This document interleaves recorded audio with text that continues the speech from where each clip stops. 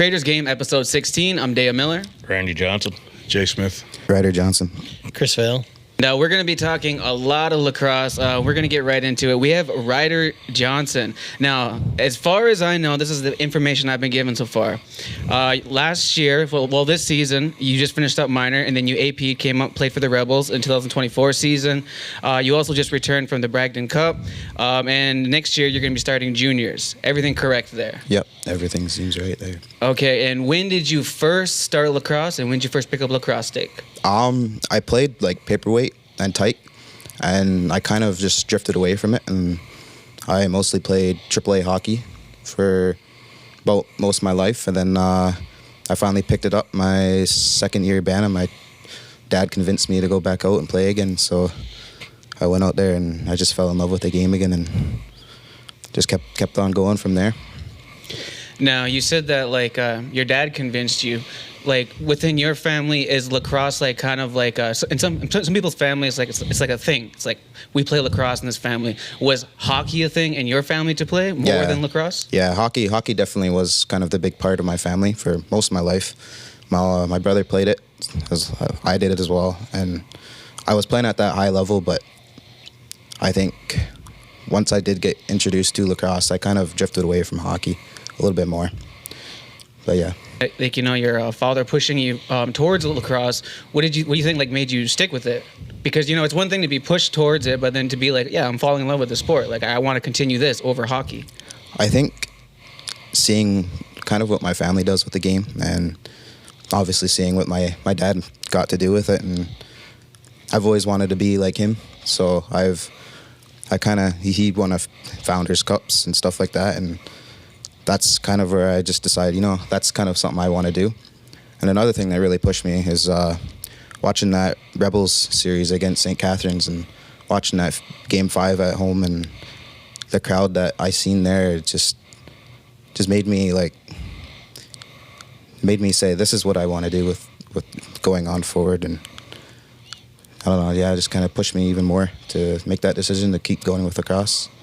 What's your relationship with hockey now? Like, do you still talk to all those friends? Do you still play hockey, or are you strictly just focused on lacrosse? I've kind of mainly just lacrosse now. I don't really keep contact with those guys much anymore, as well. Everybody's kind of gone and done their own thing now and drifted apart. But yeah, I don't really play hockey much anymore. I came down Six Nations and played on the rep team for about 2 years. I won OMHAs with them. And then I played another year, but other than that, I kind of just drifted away from hockey there. What would you say, like, because you played at a high caliber level with, you know, hockey and then now lacrosse, what would you say is the biggest difference? Like, what would you say is, like, in the dressing room or the atmosphere, the culture of lacrosse and hockey? What's the biggest difference? With hockey, I don't know, it's kind of the same. It's a lot of the same, but I feel like for hockey, it's kind of like the outside noise kind of makes you want to do better than your peers. But with lacrosse, I feel like it's more of a family and more of a tight knit community, and there's just more support from your teammates that way. And obviously, it was hard for me playing in Brantford as a native person, and I didn't get as much support from the parents or the fans as I expected, but I knew that was going to happen anyway, so I kind of just did my own thing. And then, of course, we got Randy here. You are for the viewers listening, you are the father, right? Yeah. So what kind of pushed you to say that, like, hey, I want him to focus more on lacrosse? Or was it just simply that, like, we're here on Six Nations, this is kind of what we do? Well, it started, I think we were living in Brantford at the time, so that's why we just kind of played hockey uptown there in Brantford, AAA, and we kind of moved back down to the reserve probably about 7 years ago now, and it's about time we're still back up and down from Brantford there and going to hockey. And then I kind of seen him. He was kind of starting to not love the game no more, love the game of hockey no more. So I was like, well, I might maybe try lacrosse after a while. Try lacrosse this summer, see how you like it. And then after that, he just picked it up and he just been going for there now. Fell in love with the game, and that's where we're at now. Do you have early memories of watching your dad Randy over here in net playing that might have pushed you to be a goalie? Or I would have been having my mom hold me in her arms when it's he a was little too playing. young. Yeah. He was playing when I was born, so. I remember Randy playing. I remember going to watch him play. See, so even now, compare a lot of goalies to not just Randy's ability to stop the ball, but his passing. This guy could put a ball on a dime, and that's what you say. If you can pass like him, then you're halfway onto the team already if you can pass like that. But not many can, and you still pass like that, Randy? Yeah. I know a lot of guys around the arena, so you play a lot like your dad and got the ability to throw like him, right? And play. He doesn't have the grown man pants on yet, but do you think is it kind of his coaching? Obviously, there's not a lot of YouTube and stuff from a few years ago. Do you think it's his coaching, or just kind of have those same genes kind of? Actually, he's got a lot of film, like old CDs. I watched those a lot of his Arrows days, and that is one thing he's emphasized with me a lot is the ability to pass, because anybody can really stop the ball and do the saves you should be making, but it's a lot more to be able to move that ball up the floor and efficiently. Well, there's your name has come up a lot in these episodes, and a lot of people are amazed that you're just now coming out of minor because of your abilities. I mean, you're a great goalie. There's a big future ahead of you, but everybody's like, he's still minor? I'm like, yeah, he's still minor playing at that caliber already. So I think last year, too, going to a lot of those games, right, a lot of people didn't realize that you were on that Six Nations minor card. They thought you were already, because you played all those games. Yeah. And do you think kind of when you would transition back to minor, do you think that helped you a lot playing with the older guys? It really, seeing and even getting the coaching from Nate McDonald. He was the defense coach, and he really talked to me a lot about how to control your defense and make sure they're doing the right things and stuff. And stuff I took from Rebels and all that, I went down to my U17s and I kind of emphasized that on them. But we also had another player with us on U17, Taylor Harding. He was he's a really good defenseman. He also played U17 with me and with Rebels as well. See the kid from Waterford? Yeah. I've heard a lot of things about him too. Yep. So let's get back to I'm still trying to get to know you. Let's get back to your journey. So who would you say, when you first started playing lacrosse, who's your core group of lacrosse buddies? So we can kind of see who'd you grew up playing with? One of the first people that kind of said hi to me and stuff like that is Caden Lickers. And my cousin Riker Paulus, they both kind of got me. I was very quiet my first year. I didn't talk to people much, but as the year progressed, I slowly got to know everybody. But yeah, those two kind of helped me open the door to let me be able to get to know everybody and stuff like that, because I had no idea what I was doing. I didn't know anybody there, so they really stepped up and helped me get to know everybody there. Was it a hard adjustment? Because, on Six Nations, people, I feel like everyone just starts, they come out the womb holding a lacrosse stick. So for you, not, playing lacrosse, you played hockey mostly growing up, not having that core group of friends, do you feel like you were kind of, you had, a late start, or, everyone kind of had their groups or their cliques, and then you just didn't know where to fit in or something like that? Yeah, that's kind of how I felt. Well, when I started up, obviously I was rusty, but I picked it up quickly because obviously my skills I had from hockey do translate to being a lacrosse goalie as well, and I think that's kind of my experience with AAA. I think that's what's kind of boosted my ability to pick up the game faster. But other than that, yeah, I feel like I did pick up the game quite quickly though, because towards the end of the year when we were in provincials there, I played more games and I was doing pretty well. What was kind of one of the big differences you found from being a hockey goalie to lacrosse, that when you maybe I'm on the ice right now, Yeah, hockey it's way different from lacrosse. Lacrosse is kind of more. It's more of it's kind of like basketball, It's more everything's set, everything plays, set plays, everything. Hockey, you kind of just bang the puck around, hope for the best. But one thing I noticed from hockey and lacrosse is the shot angles. Hockey, every shot's coming from the ground no matter what, and lacrosse, it can come from an overhand, sidearm, underhand, anything like that. And I think one of the first times I seen a twister, I had no idea what I was processing there. My my grandpa invited me to come out and for one of those masters practices, and one of those old guys just stepped into a twister, and I had no idea what the heck I just seen. I just looked behind me, I was in the back of the net, and I just looked at him, I was like, what the hell is that? Do you think too, even like when your grandpa gets you out or your dad's gone you out on certain teams, do you think that's even helped too, or not only or helped you compared to playing with the Rebels this year of playing with older guys when you're playing with some guys 40s, 30s, 20s? You think that kind of seeing those harder shots helped? Yeah, definitely.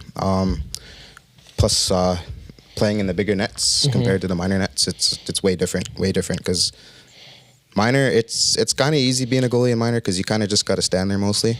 And it's more angles, but when you get into junior and senior, like, you've got to be able to move. If you can't move and you just stand there, you get picked apart by guys like that because they've had the experience of being able to place their shots. And minor, not so much. Those kids kind of just put it on net and hope for the best. But once you get up to junior and stuff like that, those guys can really pick their shots. So you got to be prepared for that.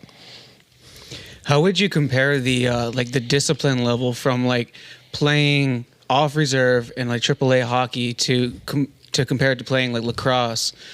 Because like a lot of people will say that they're like a lot of players on Six Nations are just so good at lacrosse, but it takes a lot more to be great. It takes discipline. Mm-hmm. So what do you think like is the comparison of like how would you compare it? Like do you think that like there's more discipline off the reserve, and if people were kind of like more disciplined on the reserve with lacrosse, we would have more successful athletes? Like we already have a lot, but do you feel that like how do you feel that discipline level is? I feel that off reserve, everything's discipline. Like we're on ice 5 times a week. We're doing workouts about 6 times a week, and we got games on the weekends as well. So there'd be times where you're on the ice and then you got to get undressed and get over to the workout place, and you're going to work out for 2 hours straight. And guys are really dedicated. You don't miss much. But when I first got down to Six Nations there and start playing lacrosse,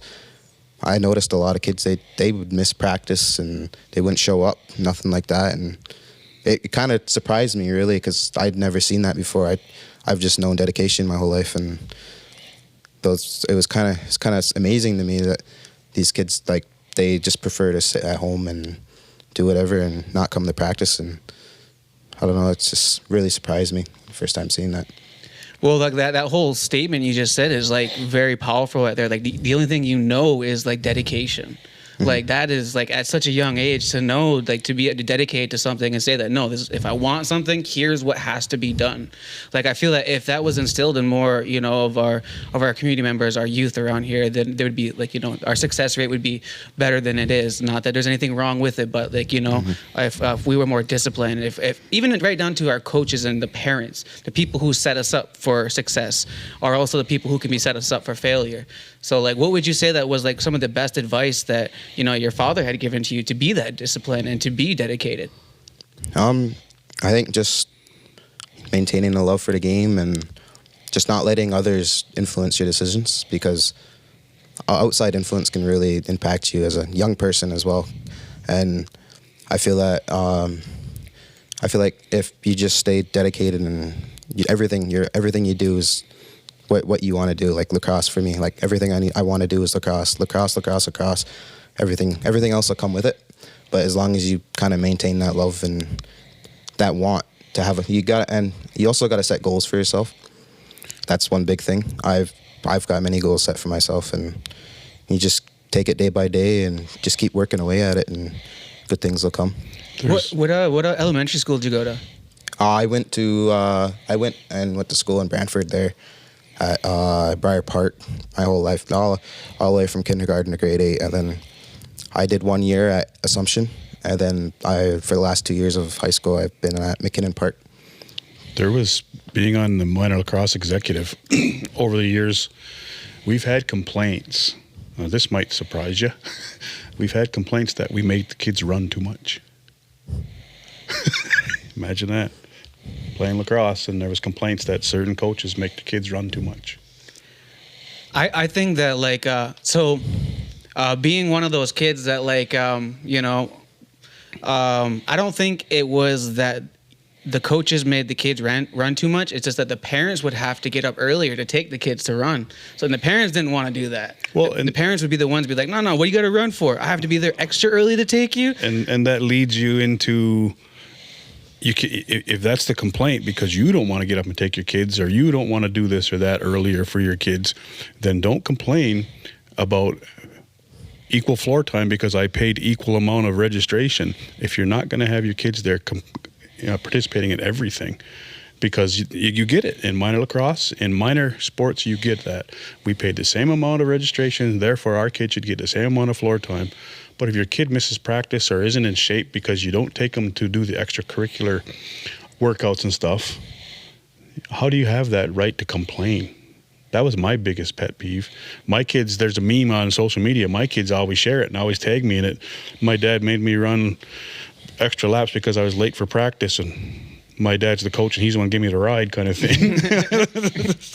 But yeah, it's like to hear Ryder say stuff like that, and then I'm sitting here going, why can't this be across the board? But again, I've known Randy since he was young, so I know the dedication there because he's a fierce competitor. Even as a coach, he's a fierce competitor. So yeah, you can see it. You can see where it's paying off. Now, Randy, were you just lacrosse right away as well, and were you a goalie right off the kick when you first signed up in paperweight, or? No, I was a player. I was a player at paperweight, and I think Tykes when I finally went in net. And they were playing in a tournament somewhere, and Dave Johns is my coach there, and he said I didn't want to go up the floor ever. I'd never ever want to cross center, so I was like, well, he's like, put the goalie pads on, try the goalie pads on. So I just went in net, and I was downhill from there. And downhill from there. Just never got out the crease. Huh? Didn't Warren Hill have a similar story? Yeah. You're not making his team unless you go in net. Now, who are some of the guys you grew up playing with? I grew up playing with like Marty Hill, Kiddo. Well, it's my cousin Cody, Chancey, playing with all those guys. Was it our Stu Hill, was captain for Rebels there. A couple of years I was with the Rebels, and I played that.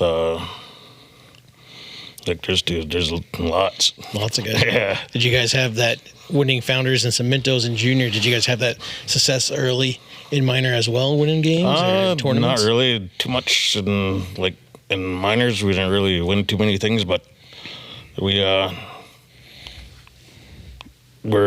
still dedicated then, but we're just Still everyone else was a learning. little bit more advanced than us at that time, right? So, but we were once we came up through like even Rebels there, we started Rebels. I think my first year was 2004, 2005. And Marty Diggins was their coach there that year. And then I think we made the first round of playoffs and I get beat out then. Second year, had about 3 or 4 coaches that run through that season before the season even started, I think, that year. And I think we ended up 9, just missing the playoffs that year. Then 2007 come around, we ended up losing the first 3 games and then turned it around, ended up going 17-0 the rest of the season, ended up winning the Founders Cup that year. But there was a lot of guys on that team now are still pretty good. Was that 07 the year that you won the Minto as well? Yeah, 07 I went after I played for the Founders Cup there, and I think our Founders Cup game was at like 1 or noon. Got on a bus and right after the game and went from Kamloops to New Westminster and joined the Arrows and won a Minto Cup that same week. Same day. What was that feeling like, just kind of being out in BC and winning back-to-back Canadian championships in the same It month? was pretty good. I was tired after that week. I was out there for I was tired. I guess so. pretty tired, so I just caught the red eye home and came home and slept for a couple days after that. That's pretty funny. Was pretty tired after that. But I guess so. Then you were on the 08 team as well then? Yeah, and then actually it was 08. We ended up going 20-0 that year in the regular season. And I think we lost one, swept the first 2 rounds. Ended up playing Elora in the Eastern Final or Western Finals, whatever it is there. And then they ended up going up 2-0 against us first 2 games. And then we had to go back into their barn, or no, they came down to our bar in game 3, and then we ended up sweeping them 3 straight after that. But that was a pretty tough one. And then we ended up playing Halton Hills in the finals that year, and then Guelph hosted that year, so we ended up playing at Sleeman Center in Guelph that year for the Founders Cup and again, and ended up winning out there. So 2 Founders Cups, yeah. You kind of remember some of those, like I hearing some of the stories, right? Those Clarington teams had Mark Matthews and Shane Jackson, and you kind of remember saving all those guys back in the day, or what? Yeah. I played field lacrosse at the Edge Lacrosse program. And I was part of that very first inaugural season that went 37-0 or whatever it was there, and I was a goalie for field lacrosse too there. So and that's who was on there. All those guys: Mark Cockerton, Laird, Mark Matthews, and a bunch of guys. Like we had a good, solid team. But, yeah, played with all those guys growing up too, so it's pretty fun. I think I remember when that Edge lacrosse team like started, because I think I was in like grade 11, I know grade 10 or something like that. I don't remember what year it was or something, but a lot of my friends were like wanting to be on that team. And at the time at Hagersville High School, like you would stand in Hagersville High School, and everyone would be like lined up against like the front window, and then it'd be kind of like a thing. All the lacrosse players would just stand there and be like, gotta like just standing there, right, or whatever. And then so on the lacrosse day or whatever it was, so some of those players got to bring in their Edge jerseys, and like they were celebrities for the day. Yeah, I remember it was a couple of years ago, and everybody, Six Nations went ape shit because the Rebels went 20-0. Kudos to them for going 20-0 again, but like I was like, there's been several Rebels teams went 20-0. I mean, up until like 2014, they went like undefeated for like 4 years. And like they had tons of because I remember I kind of after looking again, and it's like there was a ton of like just one game seasons where they just lost the one game and 19-1. So like you said, just a program that's just kind of winning is what they do. I think 2010 they did go 20-0, but then lost. They didn't go to the Founders that year, but like you said, even just they've had some good seasons. And then you guys kind of laid the foundation, opened the door for the Edge program, because there was other guys that went from here and played Edge. I ended up on the bench with them in might have been 2014 then too, or 2013. Yeah, it was probably 2012. And we had 2012, 2011, something like that. Little Vern Hill, Garrett Weiss, and my son Lane. They ended up on the Edge team, and it was quite the experience, because there's three Six Nations boys on this team that's basically Oakville and Mississauga kids, and we ended up going to the Dix tournament. The Edge program had never heard of the Dix tournament at the time, and we ended up down there and got a silver out of it. That makes sense, because Lane's about a year younger than me, so he would have been probably grade 9 or something like that. 9 or 10. Yeah. It was around the exact same time. Yeah. What's it like now, putting that coaching hat on and on the bench and watching not only Ryder but your other sons play lacrosse and getting the coaching kind of start their journey in the game?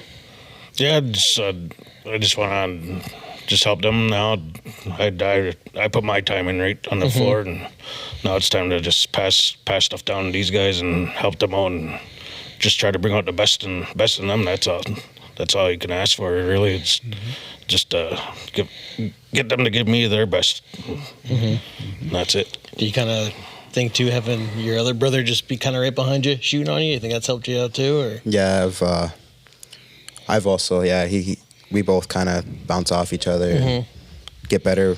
He shoots on me, and I'll show him. I'll teach him shots that I think me personally is difficult, and I'll show him things that I see on the floor, and just anything like that. And any knowledge I get from coaches or anything like that, I'd be sure to pass it on to him.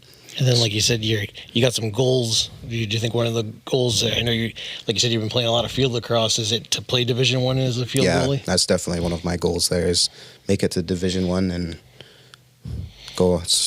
I really wish I could someday play in a PLL. I think that'd be really cool. Is make my mark as like one of the first Indigenous goalies in the PLL. Oh, that'd be cool. Yeah, that was actually one of my questions, was because you do play field, obviously field and box, so like what would you prefer? But I guess, like you said, PLL, so but like any specific reason? Like, is it just because you want to be the first, or like? No, it's just I really enjoy field lacrosse a lot. Like at first I hated it. going in net and getting hit with a ball for the first time. I went out there with one of my box goalie sticks. I had a real long shaft on there, and I think I hit myself in the leg with it one of those times. But over the years, last 4 years, I've really picked it up. And even, I don't know, I like watching a lot of film too. That's one thing I do. And watching all these Division I goalies and stuff like that is just really, really makes me just want to be like them and push myself. So who's your top 5 then? Who's your top 5 goalies right now? Like if you were to look at someone's tape and you'd be like, yeah, these are the top 5 people I'm looking at. I like Liam Etteman. He's really good. He's amazing. And I like watching Brett Dobson and how composed he is in the crease. Like he doesn't play like one of those crazy stances. He kind of just leans back and just sees the ball and stops it. And he's really simple. And I think Blaze Reardon can... Well, he's an all-around athlete. That guy, he can play. He's a box player. He's a field goalie, and I think his knowledge of the game and being able to cover. He kind of plays more angles for a field goalie, stuff like that. I like to look at that. And then there's this guy coming out of high school. He's going to Georgetown, I think. His name's Anderson Cooper. He's a really good goalie. I've been looking at his film too. I like looking at high school guys and their highlight tapes and stuff like that, and just seeing what I need to do to get to their position. So is that a lot of YouTube you're going on, or is it those like kind of new recruiting kind of websites? I mostly YouTube, but YouTube kind of gets me where everything I need right there. So like for like you say, if you're on YouTube and like let's say like you're scouting, you're trying to find the next person to kind of like look up to, or you're trying to see like how they train. What is it that you actually look for in a goalie? Like again, I'm not a goalie, so I don't know. Like, what is it that what's an attribute from a goalie that you're just like, yeah, I like the way they play, and if I could an attribute from this player, like this is something I want to gain from that. When I'm watching a video of them, this is something I'm looking for. I really look for just the way they're even off ball when they don't got the ball, like what they're doing, how they're talking, stuff like that, and then as well as when they make the save is their ability to clear a ball. That's one thing I really like watching because that's one of the main things I really like to emphasize is being able to clear a ball and stuff like that. So, yeah. Have you watched any Brett Queener highlights? I've heard of him. I haven't watched much. Yeah, and he would try to play a little box as well, but yeah, he'd run it up and score all the time. Mm-hmm. He was nuts, that guy. Yeah. Did he play with kind of a broken hand for nationals? Yeah. He'd come out of the net, get the hell beat out of him. He'd drop the mitts. Like he'd be on his way back to the net, and somebody chirp. He'd drop the mitts and be fighting. And then he was crazy, that guy. I think I can't remember off the hand who they lost it, but they lost, I think, in the quarterfinals over, and he snapped his goalie stick right over his knee in the crease at the end of the game. Like, I'm sure that hurt. Oh, yeah. He didn't care, though. But yeah, you have to go watch him. I wouldn't say, you'll probably get some coaches pull their, your dad pulling his hair out, but I wouldn't be, some of those running ups were pretty good. Like I said, he scored a lot. Mm-hmm. Of the, let's get back into box a little bit. So like you played, you AP to go to the Rebels, right? Like just this 2024 season. Yep. What is your plans 2025? Like, where would you like to end up, or are you gonna try out, and who are you gonna try out for? I'm gonna go out for A and B. I feel I probably will end up at B, develop for another year, and then try to make my way up to A at some point. But yeah, I went out. When I first started out, I went out to Arrows, those winter camps. I go to all their winter camps and stuff like that, and I think I do a pretty solid job. So, yeah, I'm looking forward to tryouts this year, though. See, I'm rubbing my hands because if you stay B, I can call you up. I was even, execs were like, give him a call. I'm like, he's still minor. So we were going to call you up 2024. Yeah. Are you planning on, do you want to play on Six Nations? Yeah, Six Nations. Okay. They'd have his rates anyways. So, yeah, I don't know. Yeah, so like you said, and then I'm sure your dad, different guys looking to coach again this year, and then I'm sure Stu Montori, he's been eyeing you up for a while. So, and then I think their goalie, their one goalie, Thompson, I think he's in his last year, and then you got Ethan Robinson 2 years, and you never know if there's ever a trades or anything like that. So. Yeah. Or injury. So because you you watch film, you seem pretty intelligent, you seem pretty driven, you seem pretty dedicated. What do you think that the Rebels need to do to have a better season in 2025? Like, critique some of the players who potentially could be your teammates, because I don't ever think that people would necessarily see that goalies are the leader, but I feel that goalies are essentially like a leader because they're the only person on the floor. When I had Dougie Jamieson in midget, I made him the captain. But it's not a common thing, though. It's not, but the goalie sees all. That's what I'm saying. There's only one goalie on there. So I made Dougie Jamieson captain his last year midget. Wow. Yeah. Thank you for that. You're welcome. Yeah, I think just dedication in the players. Like, last year, we had a decent team for Rebels, but I didn't really see that drive and that want to win. Like, hearing stories on my dad's old days and stuff like that, and how they weren't the best team, but they were driven and they were dedicated. And I think that really goes a long way when it comes to teams and stuff like that. And I think we could have had a little bit more drive and dedication in that Rebels room last year, but I'm looking forward to this season because there's a few guys from minor coming up with me that really can play ball, and they were driven, same mindset as me. Like Gaten Lickers, another guy, he's going to be really good, I think, because he just wants to win. He's at the Hill Academy right now, and yeah, he's probably one of the best well-minded players I think I've met, and he really knows what he's doing, and he knows how to have that drive to win. Who are some other standout players that you maybe hopefully stick with the Rebels, or maybe might be on the Rebels 2025? Leighton McDonald and Grayson Sky. I feel like those two could really develop and get better and stuff like that. And Chaz Hill, he's young, he's coming up, and I think he'll be really, really good this year. He had a good season last year with the Rebels, and I think this year he'll really make an impact with the team. What did you think about the Rivermen? How'd you think of the outcome of the Rivermen? Since we got the coach here, you could be potentially called up to the Rivermen. So critique that team. Like, what do you think that they could work on? We all got to better ourselves here. I hear you. I think this goes for all Six Nations teams. I think, I wouldn't even say your discipline was really bad at the President's Cup. Rory Smith, he didn't really take too many penalties, not stupid ones anyways, but I don't know. Just I think everybody's just got to be able to have that mindset when it comes down to it, to winning a championship. Is you want nothing but to win. Like, you should be giving it your all every game, every second, every shift. Just your only mindset you should have is keep the ball out of your net and put it in theirs the whole way through. Did you tell him that in the dressing room? Well, he's Ryder's not wrong. I think for the Rivermen, one thing we need is we need the dedication. We'd have practice Wednesday nights, and we'd have half the team out. We need everybody out. Granted, some guys work whatever shifts they work. Like, prime example, Rory's a fireman here on Six Nations, and he couldn't always make it to practice, but when he was available, he did. And we didn't put him on a short leash at any time. He just knew what games he wanted to be in and whose face he wanted to be in, and that's what he did.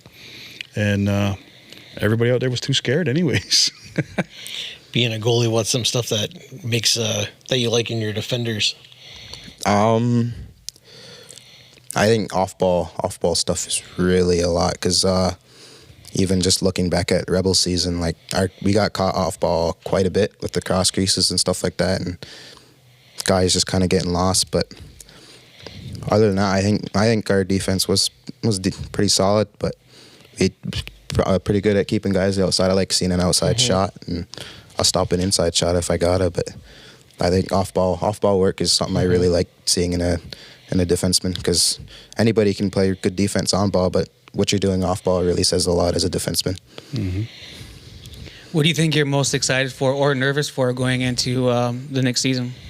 We'll have a young team, and once again, and I think I'm pretty excited. I think we're gonna do way better than we did last year, and hopefully take us further in the playoffs, and hopefully push towards the Founders. Kind of like what my dad was saying. They did terrible for a couple of years, and then finally picked it up just one season, just like that, snapped, and they went off and won a Founders Cup there. So I got one for you, Randy.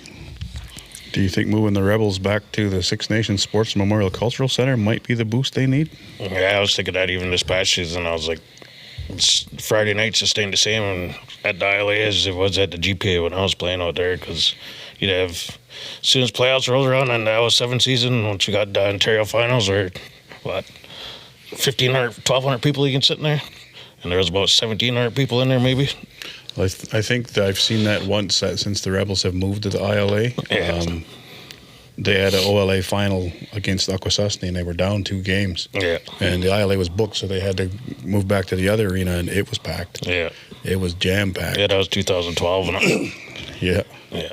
Or no, 15. 15, yeah. 2015, yeah, because they had won the Founders the year before, and then that's the year Akwesasne went on and won the Founders. Yeah. It was 2015. I think they played a game in the GPA again when they hosted too that year, didn't they? They had to play a game at the GPA as well that time. Yeah. But no, it was Friday nights were crazy. Like when I was in 07 and 08 there, Friday nights at GPA, that was either go to a Rebels game or go to the races. So the Schweigen was packed on Friday nights for sure. Just let me know if you're going to help push for that, because I got to work my schedule around that. What about some of the players that you grew up with? Like let's do like a quick where are they now? Like if you were to look at that Rebels team that you played with, like where are some of those players now? Are they coaching? Do they are they in the Masters League, or are they just chilling? Like, well, some of us still play together. Like me and Vale played together a couple of years with Grizzlies there for Masters. There, put that team together a couple of years back, and a lot of those guys still come out and play with us and just get together every once in a while and shoot the ball around. And still in touch with everybody, because we're a pretty tight-knit team back then. Like you said, Ryder was talking about earlier, like dedication and stuff like that. Like our 07 team, we had practice two practices a week, and we were there for 4 hours, I think, 2 hours before for running practice, and on the floor for a couple hours. Same thing Wednesday nights, running practice, and on the floor again for another couple hours. But the whole team was there every time, so we got pretty tight over those 2 years, and yeah, even to this day, there's a lot of us still are in touch, and still play lacrosse together sometimes. So, how about Longstew making his comeback as a goalie? Yeah. Even him, he's like, yeah, I want to be a goalie, and then this and that, and he's like, I probably wouldn't have been on that team though if I was in that. He said. I think that's what about like any of them? Are they coaching? Any of them out there coaching? I'm not really too sure. I imagine some of them are. Some places helping out the younger guys and stuff like that. There's a lot of that's a lot of knowledge over those last 2 years that those guys gained off, especially the coaches we had too, right? Like Stu Mungus and Reese and Corey and Roger. Like that's a lot of knowledge you can take in from those 4 guys alone. So I imagine some of them are probably coaching. Like I coached for the last 3-4 years now and stuff like that, and it's been just like you said, just try to bring the best out in everybody once you get on that bench, right? And that's all you can do. What do you think some of these younger guys need to bring that drive back? Like if you think back to when you were playing lacrosse. Yeah, well, even like you said, when he was talking about dedication and stuff like that for like even AAA and Brantford and stuff like that, like I think it's if we treated our rep programs, was it Pee Wee Bantam and Midget, was it U13, U15, U17 now, they can go into the A division. That's like the qualifiers, right? I think if we treated our A division is like a AAA kind of program and kind of treat like a AAA kind of program is in hockey, I think our A clubs would be a little more what you call it there, like more ability to go further and do more, right? And they definitely wouldn't be getting run over by all those white boys. That's one thing I noticed too, is all these damn native kids are too slow, man. And we go play these real fast white teams, and you can just tell they run that ball on us. I don't even think Six Nations is considered an A center anymore, is it? We were in A this year for U17s, but I think we got beat out in the last game of the season there. Well, I mean the whole organization Yeah, I think as a whole. I don't think so. I don't think they're considered. I don't think we're considered an A center anymore. No. Well, like hard work beats talent when talent doesn't work hard, and I feel that like people on Six Nations are just gifted with like being able to play lacrosse, and they kind of like take it for granted a little bit, and they don't probably dedicate themselves as much as they should. Whereas you got some like non-natives, they're like, man, I pick up a stick, I don't know what the hell I'm doing, so I have to run faster, and then now they're able to outrun us. That's no secret. Ryder's right. I remember coaching guys that are in their 20s now when they were in Pee Wee, and I had a coach from Oakville who also coaches in the NLL. He pulled me aside and he goes, "You want to know what we teach our kids?" I said, "Sure." He goes, "All we got to do is outrun you guys. That's all we got to do." He goes, "You guys have natural stick skills, like you guys are wizards, but all we got to do is outrun you, and we got you." He goes, "That's it. We teach them. Not just." This guy coached in Oakville. Not just Oakville. He goes, any place I've ever went, coaches talk. We all know. All we got to do is outrun you. So that's nothing new, honestly. It's just... And just think, we used to run for miles. Yeah, when that was the 07 season, right? Like, when I was Stu in the beginning of the season there, he's like, we're not going to be the biggest team. We're not going to be the strongest team. But we're going to be the fastest team. Mm-hmm. And we were running 3 miles every Monday night before 2-hour practice, and then go to Hagersville and run for an hour run the hill in Hagersville for an hour, and then do another 2-hour practice, right? And like we weren't big and strong guys, but we were young. So honestly, aside from Ryder and a handful of kids that have that dedication now have got reacquainted with it, I'll say. Yeah. Do you see that? Do you see that in their future, where Six Nations teams are going to be out running 2 hours before practice? Well, they kind of pushed that this year with the Rebels. We've been kind of, I got them running pretty good there a few times, and I was like, that's how you win, right? Like especially once you get into playoffs, you get into a double overtime situation or something like that, where you're going to go into two overtimes where both goalies are going to be standing on their heads, where you're going to play 80 minutes at night or whatever. Mm-hmm. And that's where, if you have that dedication and that want to win, then that's where it's going to come from, is in practice. It doesn't just happen overnight. You practice, like you say, you practice how you play, right? And if you don't show up to practice or whatever, even in the mid 2010s. The guys, if you missed running practice, the guys that showed up and had missed running practice, they were pushing vehicles around in the ILA parking lot. Yeah. They had to push vehicles and flip tires, and so they still had to put in the work, but they had to do it. Yeah, even if you missed your running practice, or the rule was if you had to be at running practice, and if like in 07, if you didn't get done your laps in time, and on the floor at the time that you're supposed to be on the floor, then you had to run the stairs in the arena with your pads on, whether you're a goalie or a player or not. So if you want to be at 8 o'clock, as soon as it hit 8 o'clock, if you weren't on that floor, and they hit the stairs for another 20, 30 minutes. But that's where that dedication came in, where everybody was there, everyone's on time, everybody got their laps in. And then you're going to get parents who say, you're making my players run too much. And then they wonder why they get outran by all these other centers. Exactly. It's a vicious cycle. Yep. So we do have some general questions here. So I have this is actually a great question, because now I didn't know that you played AAA hockey.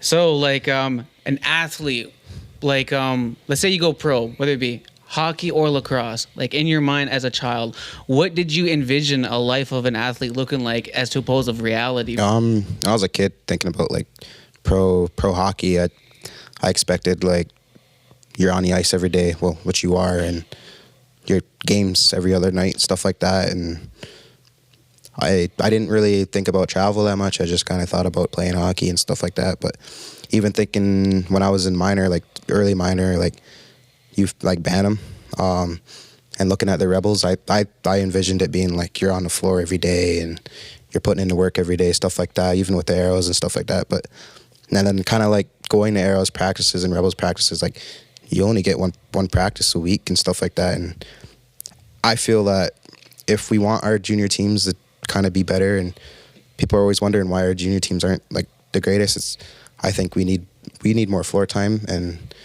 we just need more dedication, stuff like that. Like getting on the floor once a week, I don't think it's really gonna cut it. Like all these other centers, they're on the floor like 3 times a week. Even when I went to Hamilton, like it was like 3 times a week we'd be on the floor and stuff like that. But stuff, and I just feel like all these other junior centers, like they really do put in the time and the effort. And even like Orangeville and Whitby and stuff like that, that you can tell they are a really tight knit group. And you look at them, and when they play the Arrows and how they kind of like, Arrows really do kind of get walked over nowadays and stuff like that. Like Arrows, I feel like they could really use more time together as a team, and more time developing really as a squad moving forward as a unit. Do you think that like maybe the Arrows aren't moving as a unit because of like the little bit of that COVID dip? Like maybe like they had like you know how you go on vacation, you're still in vacation mode. Maybe they're still in COVID mode. Like a lot of people for lacrosse, it could be still like, you know, I think last podcast we were talking about how like Nations Cup, like they just like we were trying to figure out if they even had it this year or something, but they didn't have it the year before or something because of COVID. So a lot of things took a break. Do you feel that like people are still on that break? They're kind of like, I'm on that COVID break still. So I think some people maybe, but it's getting to that point. COVID was a couple years ago. Like we, as a community, we really should be getting back into the swing of things with lacrosse, and we should be practicing way more. And like lacrosse is our sport. Like we should be dedicating a lot of our time towards it. And I feel that as a community, like we haven't really done that so much. So yeah, Lacrosse like is our sport in the sense of like it does so much for this community. You would think that more organizations and more people would come forward and try to make lacrosse bigger on Six Nations. Not that like it's not already huge, because it is.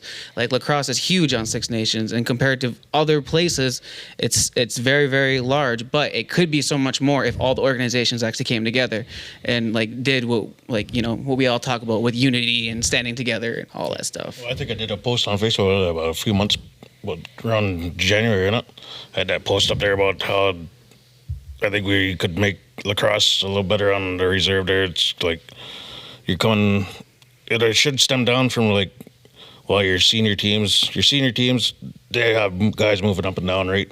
But from your junior teams down, like your junior A, junior B, junior C, down to your midgets, down to your like U13s, like they should all be running the same kind of program, kind of setup kind of thing, where by the time those guys start U13s, they should be starting to learn not everything that the junior A's are learning, but bits and pieces of it. Throw a little bit more into the next year, a little bit more in the next year. And then by the time they hit midget, they should know most of their plays and programs and stuff like that. And then by that time, then when they want to call guys up from junior C to junior B or junior B to junior A, then those guys already know their play. They're not trying to teach them on the fly. They already know that their programs and stuff like that. That was approached 20 years ago. And a lot of the coaching staff for certain teams just basically told us, we'll do our own thing. Because you can see it in other centers, you can tell that they learn how to play junior A ball. They're starting to learn that in like Bantam, Pee Wee, or Bantam or midget. It's almost like having a curriculum or something like that. You said because in the Troy Quarterleys or like Orangeville Sanderson and that Rusty Kruger and all them, they're coaching minor and then junior A and B. Or even what do you think about like how here it's junior C has their tryout practices, Rebels the same, and then Arrows where Orangeville, their C, B, and A are all together. St. Catharines, their B and A kind of do their tryouts together. Even how Brantford C, Hamilton B, and Burlington A, they're as affiliates, they do their tryouts all together. I think they just gotta. There's no, I don't know, like there's no community based on our junior teams. It seems like everyone's, oh, I'm this team, I'm that team, I'm this team. It should be we should be like this, but it's more we're just. Well, it was all those years ago. Timmy Bunbury and Jason Johnson had been approached to kind of put together like a coaching manual, and just to do exactly what you're saying, to start them and just add the pieces as they got older, the pieces they would need at that level, so when they did hit junior, they would be ready. And like I said, we had coaches that were just like, well, we're going to do our own thing. So nobody bought into it, so it kind of just because you can kind of see that where like some of those kids maybe didn't learn something in minor, or maybe they were on the 2 team or earlier on our 3 team, and then we're in 1 team till midget, and then they get the junior and they don't know. And I think maybe sometimes some of these coaches think, how come they don't? But then you got to teach it then. Well, even look at what was it, Gunawaga? They play Orangeville in junior B, and Gunawaga was up 2-0 the first couple games or whatever out in Gunawaga, and they came down to Orangeville, and there was like 4 or 5 U17 players that took over those games for Orangeville. It's for Aqui when they played against Akwesasne. Akwesasne. I was talking to. Was it the Sanderson's son or something? Yeah, they Kruger. And, they AP'd from their U17s, and those guys just walked all over Aqui. And because Akwesasne was up 2 games to none, went back to Orangeville, and Orangeville's crowd, their fans, their community,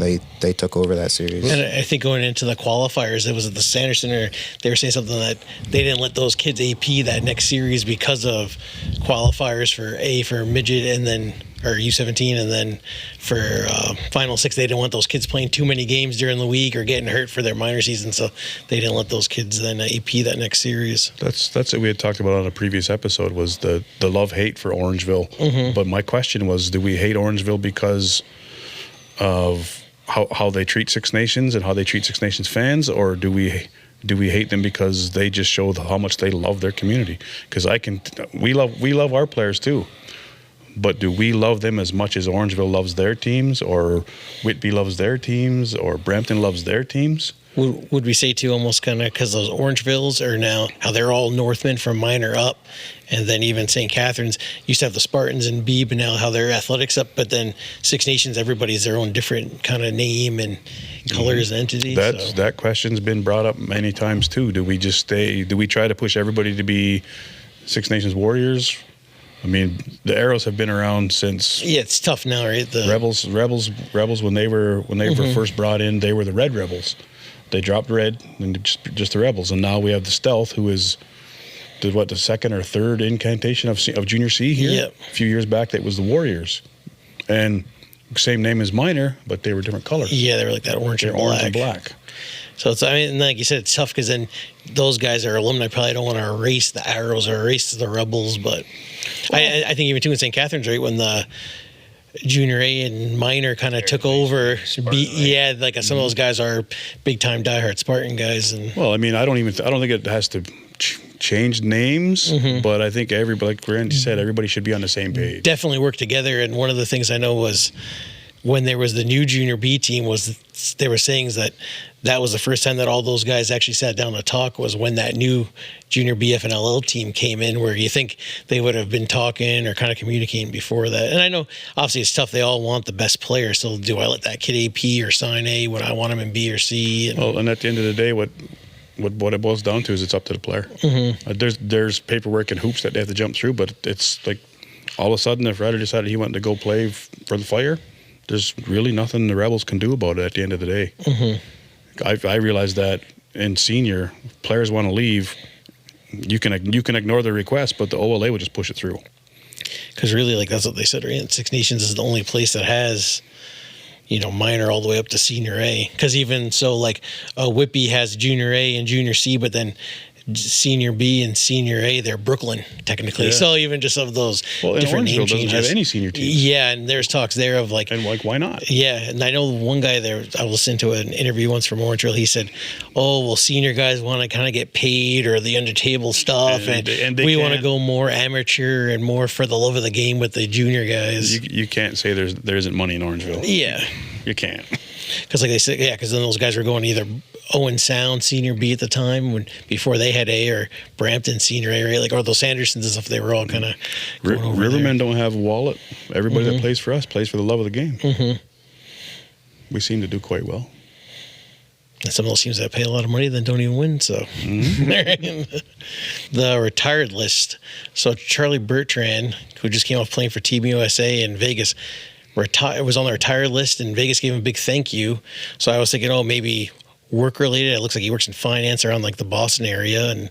But then when you look at the NL transactions page, it says he just signed a 1-year deal and then hit the retired list. So I'm like, I don't know if maybe he's going to come back later on in the season, and that's how they're kind of hiding him just on to get his jersey hung up. Yeah, on the rosters. Sign the 1-day contract, get your jersey hung up. Yeah, I didn't know if that was one of those NLLs.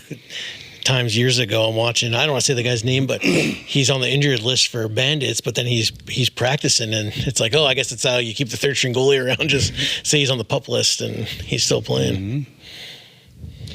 So let's compile a list of, and everyone can join in on this list. So players who, like, say they're gonna come out of retirement. I'm sure we all know these players. Like, I feel like ever since like the Warriors revamped and brought back this community spirit, this warrior spirit here on Six Nations, everyone's just like, yeah, I want to go out there. I want to have a second shot at this. I want to, like, I love this sport. So who is some players who've been saying for years, I'm retired, but they need to be coming out? And this is for anyone. I'll use an NL guy, for example, Dave Brock. I don't know what happened 2 years ago with Bandits, but then he announces his retirement, and in less than 24 hours he was unretired and signed to Halifax. And then last year he was kind of, I think, on the holdout, and he was saying once he was thinking of retiring last year, he got talking to the assistant GM, and then he came back. So he came back out and played. So he's like, he was almost retired last year, so that was back-to-back seasons. But then now he wasn't on the retired list for Vegas, but he's in training camp, and just how this guy almost retires 2 years in a row, and he's now playing another season as a retired player that I'd like to see come back out. This guy right here. Gonna get back in that? Yeah, I was thinking about it. Warriors, there we go. Yes. 2 Sundays ago, you were filling in for him, right? Yeah, I played in that a couple Sundays ago in men's league there Sunday nights, and felt pretty good to put the pads back on. So see what happens. Still got her. What about everybody else? Like some players who just like they need to come out of retirement. Like there's so many on Six Nations. I'm sure like you know how guys are. They're not gonna leave comments in the YouTube section, right? But I'm sure there's so many people being like, oh, if I had a chance, I'd be out there. Da, da, da. You guys. Like, I don't think you can say if I had a chance, because if just get up and go do it. I could say if I had a chance, I know I can just walk on and start running with a team. Like we said, not that I'm going to make it, but like I said, if you hear from a few guys that I haven't played in 10 years, but I think I'm going to get back into it and play Riverman, and it's like that's not just a men's league team. They go for national championships. Yeah. Start pick up and then work your way up, right? Well, even last year I was out there because only one goalie was showing up to practice for Riverman, not this past summer, but the summer before, and I was out there every Wednesday night out in Cayuga, and before they moved back to Hagersville there, and just go out and get some shots at least. Something we skipped over was how was it playing in the President's Cup with Nova Scotia in 2019 out in Ganawage? Yeah, it was pretty fun. I was playing in a Masters tournament actually, and was 9 years retired. Came straight off the coach, played Masters that weekend, and right off the coach. Yeah, we got to make those shirts. Creators Game Podcast. Right off the coach, played Masters that weekend, sitting at having supper at the arena there. It's Sunday night, and my phone ringing, the number from Nova Scotia, and what the heck's that? Looked at the numbers. Just pushed and sent him a voicemail and called back again and sent him a voicemail again. He called the third time. I go, it must be somebody. And picked up and they're like, oh, I heard you're playing lacrosse this week and I think you're too good to be playing Masters. You want to come play in President's Cup in August? I was like, yeah, all right. Wasn't scam call. It was a real Nova Scotia GM. So there we go. So I went vacation in Virginia Beach and drove out there, drove back home through the clothes and kids out at home and threw my lacrosse pads in the truck and drove out to Ganawagi. And then you said you got to play versus the Rivermen, right? Yeah. That was before Jay was running the team, but yeah, I got to play versus the Rivermen there, and they had I think Wayne was their goal, or Warren was their goalie at that time there, and I had them pretty scared. I had them 5-5 going into the third period, so it's pretty good. Mm-hmm. Who were some standout players on the Rivermen when you were playing them? When I played against them? Yeah, when you played against them. Oh, Dad was Wayne Van Avery. There was I can't remember the heck Dad. Johnny Polish was out there. There's a few bunch of good guys out there. I had a solid team that year, actually. A young Marshall, right? Yeah. Did you tell you Stu Montour, you almost had him or what? Yeah, every time I see him. He wanted me to come out of retirement that next season and play with the Rivermen, but then that's when COVID hit, so COVID kind of screwed my comeback then. But I see it. I'll give her one more shot anyways.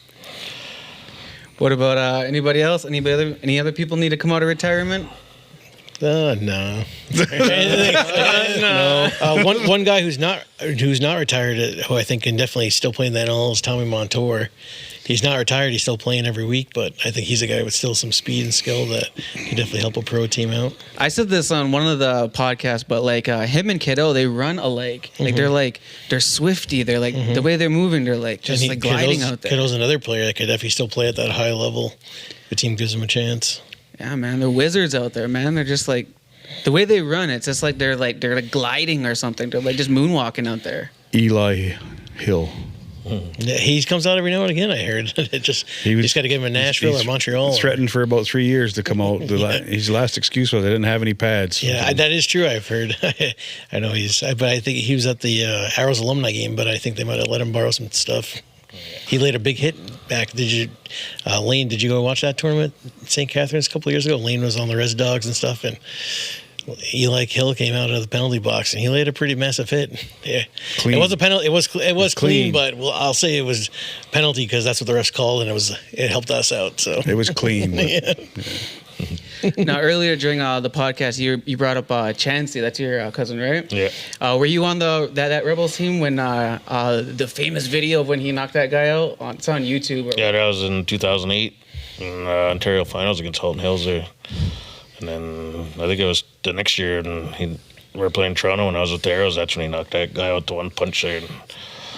Yeah. Were you in net for the Orangeville Brawl back in the day? No, I was in net there. Then I ended up having I ended up getting overheated or something like that, and after the first period, and then that was freaking. Did they serve beer? Degrees Was it beer cans or pop cans that they're throwing at them? Or yeah, it was everything they were throwing at them. Yeah, lacrosse balls and everything come flying across the floor at him. Like you said, I think we were talking about guys coaching. Chancey and Cody being on your Rebels and Arrows teams, I think those guys have been kind of setting stuff up for that younger generation to work it out. Their daughters there, they're doing a lot of stuff, and even their Chancey set up that brought back the them 6A boys to work out there, and has a bunch of guys in junior age now getting ready for the upcoming junior season, helping them get ready and getting them in shape for that. So they said, yeah, Cody's coaching his daughters, right? Yeah, Fields and some of that. My niece, one or both played for him, but yeah, he's giving back. Who do you want to see come out of retirement? Probably this guy. Says he's been brewing something up for the last couple of years. So see if he'll make the push to go do something. Do we rent the floor one night and just have a game going, you versus him in net? And yeah, might have to. Is your team I'll winner? tell him to bring out his 07, 08 Rebels, and I'll bring out my Rebels, and we'll go at it. You still got the jersey? Yeah, somewhere in the basement. This could turn out to a call out for players for that game. Yeah. Sure, although 07 guys would want to come back out for one game. Dale will come film it and play the music. So yeah, have to have some music going and film it. Stu might want to play in net though. Yeah. A bunch of legends will be out there coming out of retirement. Yeah. It'll be a good old time. So, any last minute shout outs, anything like that? Well, we're here. No, I don't think so. I think we're all good. yeah, You guys going to be coming to the live podcast? I think so. Live podcast November 29th at 2298 Cheesewood Road, Yogi's Barn. We're all going to be there. Yeah, it's going to be a great time. Everybody excited? Yeah, it should be a good time. Like Dea said last podcast, we'll have a lot of stuff for the kids, and I think too it'll just be a good time. We'll meet all the fans and get to watch some good lacrosse. Ottawa's first game. Yeah, their first game, and it's gonna be a good night. And you have been in front of a crowd, like you've done like a live podcast type thing, right, with Snipe? Yes. So Yes, you've I been have. in front of a crowd. Yep. Have you been in front of a crowd? Oh yeah, I've been Yeah? Crowd all the time, yep. But yeah, it should be a good time. Like you said, Jay's always busy filming everything, and he's ready to go sign some autographs. So Yeah, I'm waiting for you to bring out that Brad Pitt and be out there smiling, Yep. kissing babies over there. I gotcha. It's cold and flu season. Don't be kissing babies. Yeah. Hands to I yourself. don't kiss kids. I don't. Hands to yourself. They're not mine. So. It's a family-friendly event. But yeah, November 29th, 2298 Cheesewood Road, Yogi's Barn, live podcast. It's going to be an hour before a game. The game, of course, is going to be the Toronto Rock versus the Ottawa Black Bears. Going to be a lot of things for the kids. Make sure you guys come out. We're going to be having 50 tickets, silent auction, a lot of cool things just going to be happening throughout the night. And this is for the community. So come out and support and just watch some good old lacrosse, and let's grow the Creators Game. Thank you, everyone, for tuning in to the Creators Game podcast, episode 16.